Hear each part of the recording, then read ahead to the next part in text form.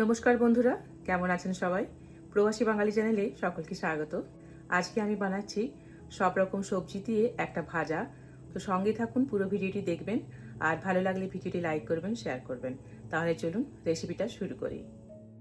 আমি এখানে একটা বড় সাইজের মাইক্রোওয়েভ শেপ বাটি নিয়েছি। এর মধ্যে দিয়ে দিচ্ছি 2 টেবিল চামচ সরষের তেল। এবার এর মধ্যে দিয়ে দিচ্ছি 1 চা চামচ গোটা জিরে, আর দিয়ে দেব 2টো শুকনো লঙ্কা। শুকনো লঙ্কা না ইউজ করতে চাইলে আপনারা কাঁচা লঙ্কাও দিতে পারেন।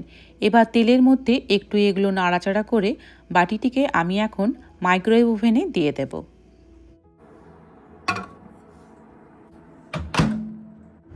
তেল আর ফোড়ন আমি 2 মিনিটের জন্য গরম করে নিচ্ছি। তবে এর থেকে যদি বাটিটা মোটা হয় তাহলে 3 মিনিট দিয়ে আপনারা ফোড়নটা গরম করে নেবেন। 2 মিনিট হয়ে গেছে, আমি এখন বাটিটা বের করে নিচ্ছি।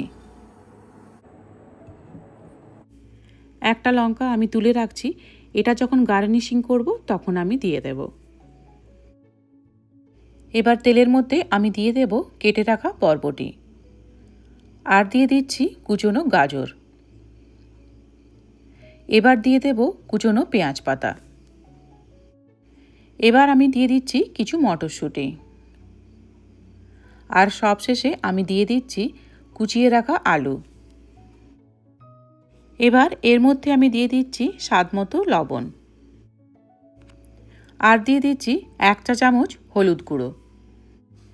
এবার এই সব কিছু আমি খুব ভালো করে এখন মাখিয়ে নেব। যে কোনো সবজি এই ভাজায় দেওয়া যেতে পারে, তবে খেয়াল রাখতে হবে সবজিগুলো কাটার সময় যেন পাতলা করে কাটা হয়। আর যদি নিরামিষ দিনে এটা বানানো হয় তাহলে পেঁয়াজ পাতাটা দেওয়ার দরকার পড়ে না। এবার বাটিটিকে আমি মাইক্রোওয়েভ ওভেনে দিয়ে দিচ্ছি। 900 ওয়াটের মাইক্রোওয়েভ ওভেন, আর আমি এখানে টাইম দিচ্ছি 6 মিনিট। 6 মিনিট আমি টাইম দিলাম, তবে 3 মিনিট পর আমি মাইক্রোওয়েভ ওভেনটা একটু পজ করে বাটিটাকে একবার বের করব। সব রকম সবজি দিয়ে যদি এইরকম একটা ভাজা বানিয়ে নেওয়া যায় তাহলে ভাত, রুটি বা পরোটা সবের সাথে কিন্তু এটা দুর্দান্ত লাগে। 3 মিনিট পর আমি এখন মাইক্রোওয়েভ ওভেনটা পজ করে বাটিটাকে একবার বের করে নিচ্ছি। এবার চামচ দিয়ে আমি ভালো করে সবজিগুলোকে একটু নাড়াচাড়া করে দিচ্ছি। 50%-এর মতো সবজিগুলো সেদ্ধ হয়ে এসছে। এবার এর মধ্যে আমি 1 টেবিল চামচ পোস্তর দানা ছড়িয়ে দিচ্ছি। এবার এই পোস্তর দানা আমি খুব ভালো করে সব সবজির সাথে মিশিয়ে নেব। এই পোস্ত দানা দেওয়ার ফলে এই ভাজাতে স্বাদের মাত্রা দ্বিগুণ হয়ে যায়। যেসব বন্ধুরা ভিডিও দেখছেন, ভিডিও ভালো লেগে থাকলে একটা লাইক করবেন, আর প্লিজ চ্যানেলটিকে সাবস্ক্রাইব করবেন। এবার বাটিটিকে আমি আবারও মাইক্রোওয়েভ ওভেনে দিয়ে দিচ্ছি। যেটুকু টাইম বাকি ছিল সেই টাইমটা আমি আবার অন করে দিচ্ছি। যারা ভিডিও দেখছেন আমি অনুরোধ করব একবার হলেও এইভাবে সব রকম সবজি দিয়ে মাইক্রোওয়েভ ওভেনে ভাজা বানিয়ে দেখুন, বাড়ির সকলের খুব পছন্দ হবে। বাটিটা আমি এখন বের করে নিচ্ছি। চলুন এবার দেখে নিই সব সবজিগুলো সেদ্ধ হয়েছে কিনা। আলু তো একদম ঠিকঠাক সেদ্ধ হয়ে গেছে, গাজরও সেদ্ধ হয়ে গেছে, আর বিনসও মোটামুটি সেদ্ধ হয়ে গেছে। তো ভাজা তো একদম রেডি হয়ে গেছে পোস্ত দানা দিয়ে। তবে এর থেকে আরেকটু আমি ড্রাই করে নেব।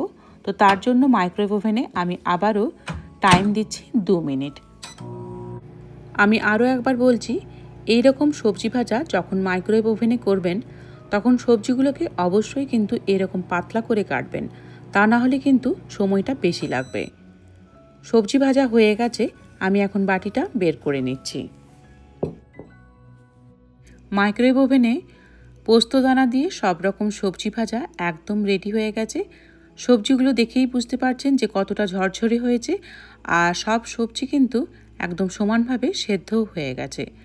আমি এখন এই সবজি ভাজাটা একটা অন্য প্লেটে তুলে নিচ্ছি। রান্নাটা যতটাই সহজ ততটাই কিন্তু সুস্বাদু হয়, আর যে কেউ খুব সহজেই বানিয়ে নিতে পারে।